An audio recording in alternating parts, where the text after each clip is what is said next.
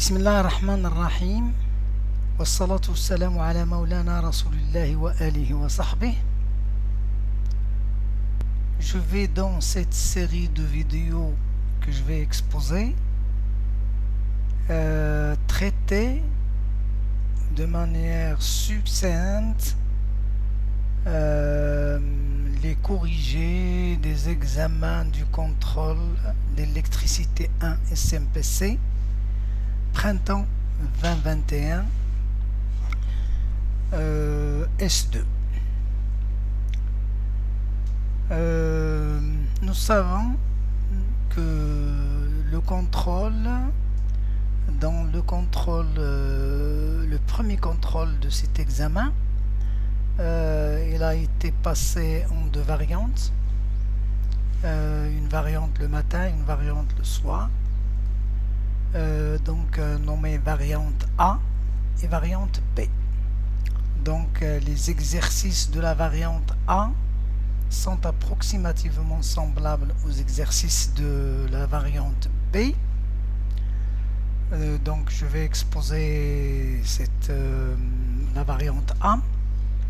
Puis pour le contrôle de rattrapage, nous avons un seul contrôle, une seule variante, parce que l'ensemble des étudiants ont passé dans un même horaire. Bien. Voilà, donc pour la variante A, le premier exercice, calculer le champ créé par une demi-sphère. Alors, on considère une demi-sphère de centre O et de rayon R, chargée uniformément en surface, avec une densité surface X sigma, voir la figure 1. On considère le vide de permittivité ε0. La première question, étudier les symétries de la distribution des charges et déduire la direction du champ électrostatique au centre O de la demi-sphère.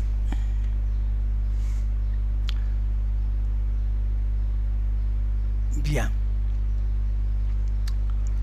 Bon, on considère OZ comme étant l'axe perpendiculaire à la surface de la demi-sphère. Donc, c'est la distribution de charge. L'axe OZ est un axe de symétrie pour cette distribution de charge. Le champ électrostatique E en O est porté donc par l'axe OZ. Un axe de symétrie, si je considère les points de cet axe, comme le point O par exemple, automatiquement donc le champ en tout point de l'axe est porté par l'axe de symétrie. Et c'est pour cela donc qu'on va écrire que le champ O est égal au champ O suivant EZ. Cette question donc, cette réponse, c'est un point. Bon. Montrer que la surface élémentaire de la couronne D2S s'écrit sous cette forme-là. Donc la couronne, donc elle est comprise entre les deux circonférences ici que nous voyons. Cette couronne colorée ici avec la couleur relativement bleue, ou bien légèrement bleu qui tend vers le vert. On note donc pour la couronne petit r le rayon de la couronne, et donc nous savons que tous les points de la couronne sont à la même distance r par rapport à O, et nous notons donc l'angle θ, c'est l'angle que fait le rayon vecteur OP par rapport à l'axe OZ. Alors, on peut écrire donc D2S comme étant égal à 2πr D2Z, c'est-à-dire 2πr, c'est la circonférence du cercle ici, de rayon petit r, multiplié par D2Z, c'est-à-dire l'épaisseur de la couronne. Donc D2S est égal à 2πr D2Z. Pas de problème. Sachant donc que petit r, c'est r sinus de θ. Petit r est égal à r sinus de θ, triangle rectangle, donc la relation est bien connue. Et D2Z est égal à r d de θ. Parce que lorsqu'on se déplace ici, le long de la demi-sphère, θ varie. Donc r d de θ est égal à l'élément d'arc, c'est-à-dire à l'épaisseur d2z de la couronne, approximativement. Ceci donc, si je remplace r et d2z par leur valeur ici, j'obtiens donc l'expression demandée. Je peux répondre aussi à la question avec en considérant les coordonnées sphériques. Je sais qu'en coordonnées sphériques d carré de z, d carré de s est égal si je considère toute la sphère ici, donc r étant constant, donc r au carré d de θ sinus de θ d de phi. C'est-à-dire que lorsque je me déplace sur la surface de la demi-sphère, j'ai le même rayon vecteur grand R et j'ai la variation de θ et de phi. Le R d de θ, c'est le premier élément de côté de la surface, et le R sinus de θ multiplié par d de phi, c'est le deuxième élément. Je multiplie donc, j'obtiens la surface. Bien. Par intégration par rapport à phi, on obtient donc le résultat suivant. Et c'est la réponse à la question. Les deux réponses normalement sont acceptées. Bien. La troisième question. Donnez l'expression de la charge élémentaire de 2Q portée par la couronne. La répartition de charge surfacique est uniforme. Donc D2Q égale sigma D2S. En remplaçant D2S par son expression, on obtient. Donc ces trois premières questions, ce sont des questions qui sont très simples. La première question, on doit justifier pourquoi le champ est porté par l'axe OZ. C'est très simple parce que l'axe OZ est un axe de symétrie passant par O. Donc le champ O est porté par OZ, par l'axe de symétrie qui passe par ce point. Les éléments de surface, la surface de la couronne est une surface élémentaire, donc il s'écrit sous la forme suivante. On doit le justifier soit par cette première démonstration, soit par la démonstration suivante. La troisième question, c'est la charge d'une surface élémentaire, comme sigma est une charge surfacique uniforme qui est répartie de façon uniforme, donc D2Q égale sigma D2S. On obtient donc ce résultat. Rappelez l'expression de la charge portée par une spire circulaire de rayon R et de densité linéique uniforme lambda. Comme la lambda est une densité uniforme sur la circonférence de la spire et que la circonférence de la spire c'est L est égal à 2πr, Donc la multiplication de lambda par L donne la charge portée par la spire. C'est la réponse donc que nous avons ici. Ce n'est pas donc je pense jusqu'à maintenant les questions sont très simples. Une fois que l'on a compris relativement les choses de base dans ce cours, on peut répondre. La 5e question. On rappelle que l'expression du champ électrostatique créé par une spire circulaire de rayon R avec une densité linéique lambda dans la configuration de la couronne de la figure 1 est donnée par.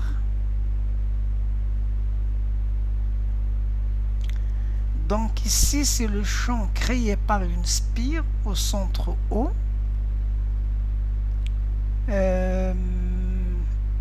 Au centre O, en un point O, si ce champ-là, c'est le champ créé,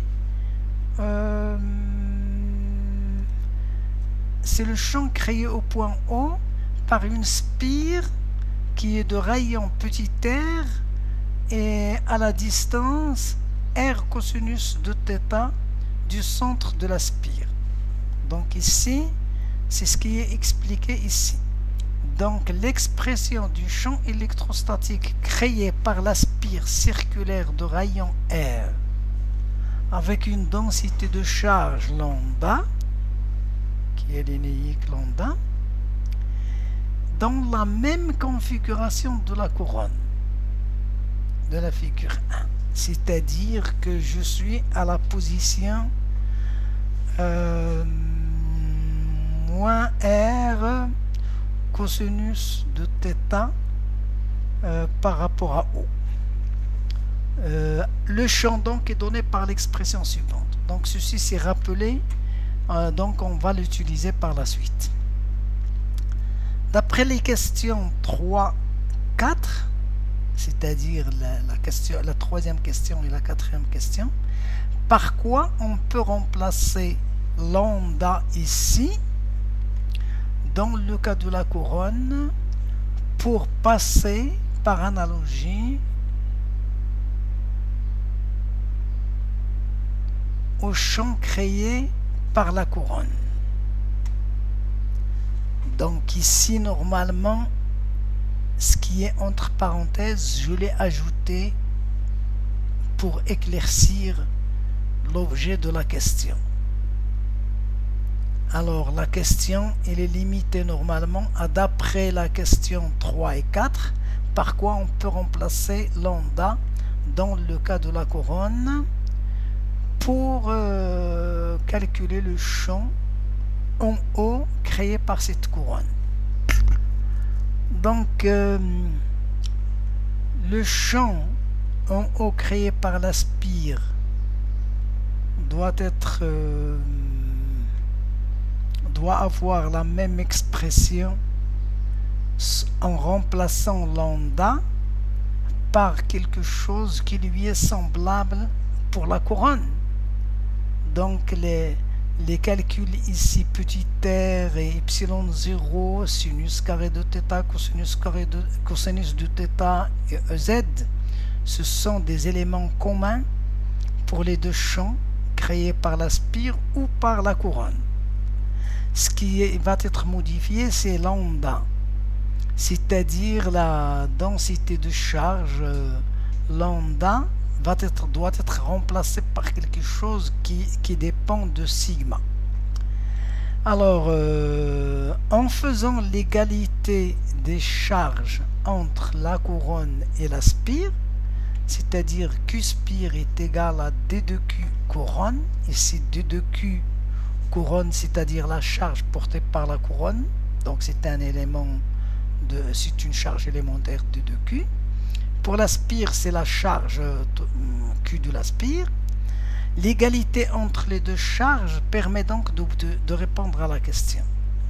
Donc on obtient donc de lambda pi r, c'est la charge de la spire, et de sigma pi r carré sinus de θ d de θ, c'est la charge de la couronne. Cette égalité-là permet donc,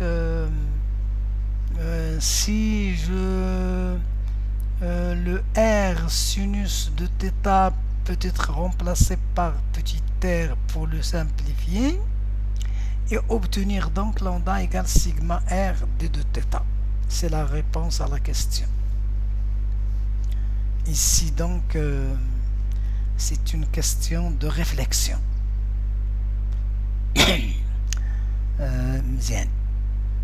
En déduire l'expression du champ électrostatique élémentaire de 2E en haut, créé en haut par la couronne. Donc on doit remplacer dans l'expression du champ ici lambda par sigma r d de θ et obtenir la réponse à la question. C'est ce que nous avons fait. Donc en remplaçant lambda par sigma r d de θ, on obtient sigma r, donc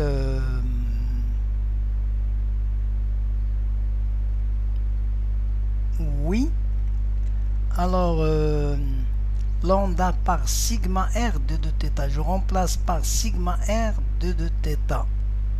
Alors le r sinus de θ, c'est petit r qui va se simplifier ici, et on obtient donc le résultat suivant que nous avons là.